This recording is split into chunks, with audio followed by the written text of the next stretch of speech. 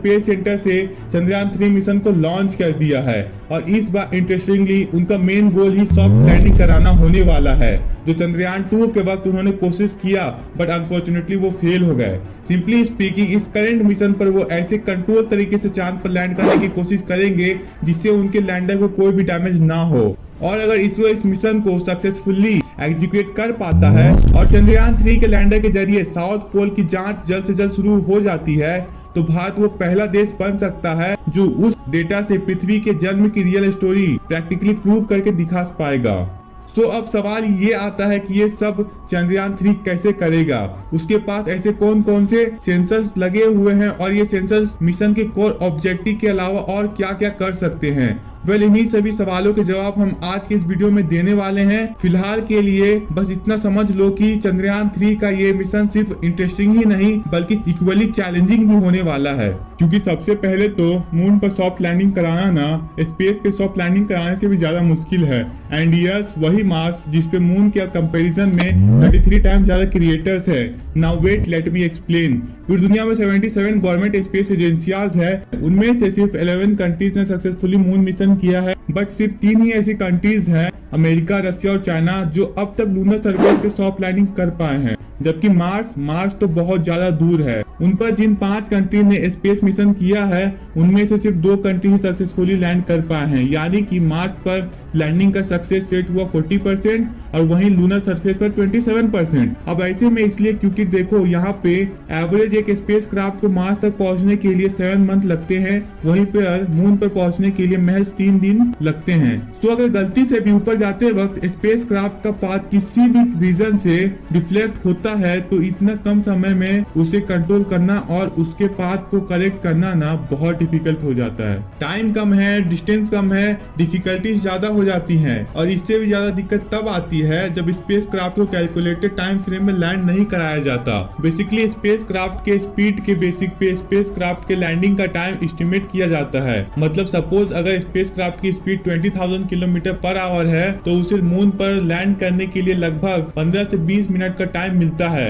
Otherwise उस space craft का खेल खत्म, यानी कि स्पेस क्राफ्ट का पाथ चेंज करो या नहीं करो उसे क्रैश होना ही है। इसके अलावा मून के साउथ पोल पर लैंड करते वक्त टेम्परेचर लगातार फ्लक्चुएट होता है, क्योंकि मून को अपने एक रोटेशन पूरा करने के लिए 28 दिन लगते हैं, जिससे 2 हफ्तों तक सन को फेस किए साइड का टेम्परेचर 120 डिग्री सेल्सियस और वहीं पर दूसरे साइड का टेम्परेचर -230 डिग्री तक पहुंच जाता है। और साउथ पोल, साउथ पोल इन दोनों रीजन का जंक्शन है। अब अगर गलती से भी लैंडर साउथ पोल पर अचानक से लैंड हुआ तो टेम्परेचर डिफरेंस की वजह से थर्मल शॉक जनरेट हो सकता है, और अगर थर्मल शॉक जनरेट हुआ तो लैंडर टूट कर कई सारे टुकड़ों में बिखर जाएगा। बट चलो अब इन सभी प्रॉब्लम को टैकल करते हुए let's say ISRO lunar south pole पर अपना लैंडर लैंड भी कराता है, फिर भी उसके साथ कम्युनिकेशन टूटने के कई सारे खतरे बने रहते हैं। तो देखो, आपको शायद पता नहीं होगा पर चांद के सदर्न पोल पर 24/7 अंधेरा ही रहता है। जब दिन भी होता है तो सिर्फ होराइजन पर सन दिखाई देता है, जिसकी वजह से क्रेटर्स और माउंटेन्स के पीछे छुपे कुछ एरियाज ने तो मून के फॉर्मेशन से लेकर अब तक सन को देखा ही नहीं है।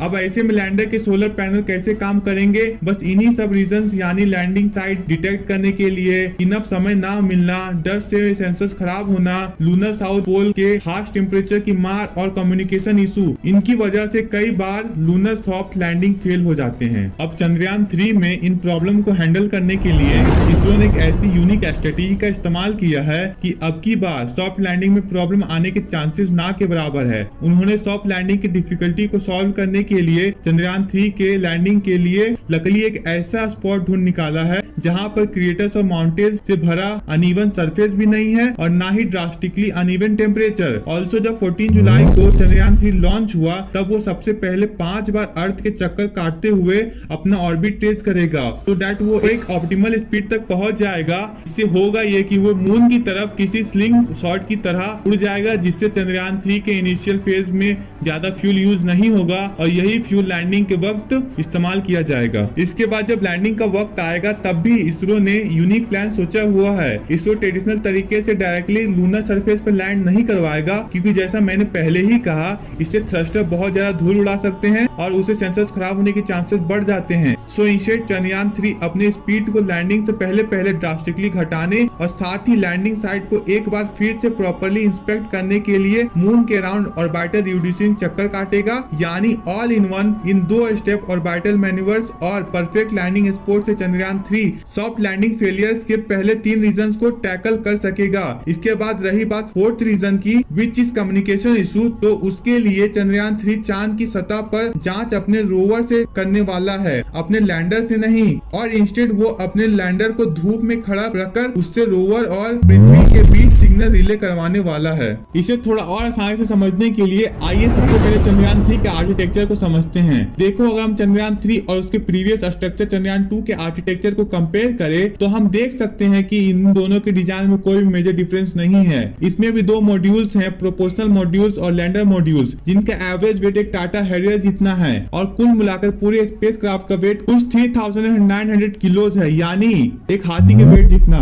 बस सिर्फ फर्क इतना है कि इसमें ऑर्बिटल नहीं है जो मून को रिवॉल्व करके स्कैन करे, क्योंकि चंद्रयान 2 का ऑर्बिटल हमारे लिए ये टास्क ऑलरेडी कर रहा है और इसलिए चंद्रयान 3 में सिर्फ कुछ थोड़े बहुत ही मॉडिफिकेशन ही किए गए हैं। और यही वजह है कि फाइनली चंद्रयान 3 कोविड वगैरह जैसे क्राइसिस और उससे हुए ग्लोबल शटडाउन के बावजूद भी महज 4 साल में लॉन्च के लिए पूरी तरीके से तैयार हो पाया। अब एक बार सक्सेसफुली ये चांद पर लैंड हो गया तो उसके बाद लैंडर में से रोवर को डिप्लॉय किया जाएगा, जो तुरंत लेजर इंड्यूस्ड ब्रेकडाउन स्पेक्ट्रोमीटर यानी लीफ से मून के फॉइल में पड़ा केमिकल कंपोनेंट को एक्साइट कर देगा, जिससे उन केमिकल में अलग अलग वेव्स लाइक अल्फा एक्सरे निकलेंगे, जिन्हें रोवर पर लगे alpha particle X-ray spectrometer detect करके एनालाइज करेगा, ताकि मून के साउथ पोल पर सॉइल का कंपोजिशन क्या है ये पता किया जा सके। सो चंद्रयान 3 का लैंडिंग बेसिकली अपने रामभा और चास्ट इन सेंसर की मदद से मून के इंस्फेयर हीट कंडक्शन प्रॉपर्टी और टेम्परेचर के बारे में हमें प्रिसाइज डेटा देगा। इसके अलावा मून पर अर्थक्वेक्स डिटेक्ट करने के लिए लैंडर पर LIS से फिट किया गया है और लैंगमोर प्रोब यानी कि LP भी लगाया गया है, जो सन से आती हुई प्लाज्मा वेव को डिटेक्ट कर पाएगा। यानी इन शॉर्ट मून का एटमॉस्फेयर पूरी तरह सूरज के पावरफुल रेडिएशन का नतीजा है या फिर चांद के केमिकल कंपोनेंट का। इसका एग्जैक्ट आंसर हमारा चंद्रयान 3 पता लगा सकता है, लेकिन ये तो हुई सिर्फ लैंडर और रोवर की बात। इसरो ने प्रोपल्सर मॉड्यूल को 2-in-1 के जैसे इस्तेमाल किया है। फर्स्टली उन्होंने इस पर शेप नाम के एक इंस्ट्रूमेंट इंस्टॉल किया है, जो अर्थ की तरह ही हैबिटेबल एक्सोप्लैनेट को भी डिटेक्ट करके उनके केमिकल कंपोनेंट को भी स्टडी कर सकता है। देन डिटैच होने के बाद प्रोपल्सर मॉड्यूल रिले सैटेलाइट की तरह काम करेगा, जहां वो लूनर साउथ पोल पर भी मैसिव डेटा इंटरप्शन ना हो, इसलिए रोवर और लैंडर से आए डेटा पृथ्वी पर मौजूद इसरो के इंडियन डीप स्पेस नेटवर्क की एंटीना की ओर रिले करवाएगा। अब ये एक बहुत बड़ा स्टेप है हमारे लिए, क्योंकि इससे हमें किसी और देश की रिले सैटेलाइट की जरूरत नहीं पड़ेगी और हमारा डेटा भी सिक्योर रहेगा, क्योंकि पहले ऐसा बहुत बार हो चुका है कि इसरो से आया डेटा दूसरे कंट्रीज चुरा लिए हैं। अब अगर देखा जाए ना तो ये हमारे मैन मिशन का एक फर्स्ट स्टेप हो सकता है, क्योंकि अगर आज हम लैंडर को मून के साउथ पोल के डिफिकल्ट टैलेंट पर लैंड करा सके तो डेफिनेटली गगनयान मिशन के तहत इंडियन एस्ट्रोनॉट को आउटर स्पेस में भेजा जा सकता है। इस मिशन से हमारा कॉन्फिडेंस भी बढ़ जाएगा,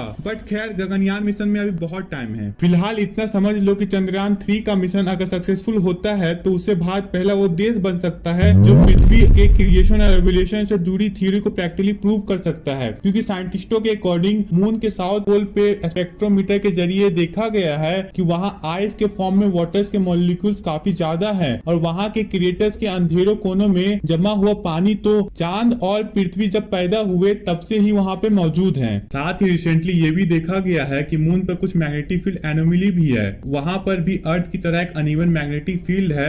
अब मोस्टली ऐसा तब होता है जब किसी ऑब्जेक्ट के अंदर एक एक्सट्रीमली हॉट मोल्टेन कोर हो, मतलब अगर हम अनइवन मैग्नेटिक फील्ड के काउस का पता लगा पाए तो हम भी ये समझ सकते हैं कि चांद ओरिजिनली हमारी पृथ्वी से ही टूटकर बना था, जैसा कि थिया की अर्थ की पॉपुलर थ्योरी में बताया गया है। ऑल इन ऑल चंद्रयान 3 अगर चांद पर मौजूद पानी और वहाँ पे मौजूद मैग्नेटिक फील्ड इन दोनों चीजों की डिटेल इंफॉर्मेशन निकाल पाया तो उससे पृथ्वी के इतिहास की कई पहेलियां सुलझ सकती है। सबसे मजेदार बात ये होगी कि हमारा देश इससे सुलझाने वालों में से सबसे पहला देश होगा।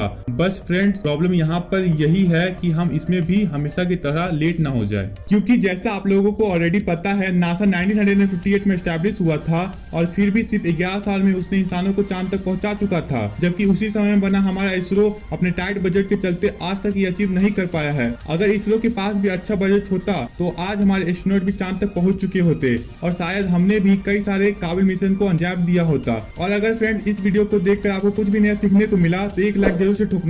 गेट सेट 20 चैनल को सब्सक्राइब कर लो और बेल के नोटिफिकेशन को दबाओ ताकि आगे आने वाले वीडियो की अपडेट को मिस ना करो। See you next time, as always stay curious, keep learning and keep growing. जय हिंद।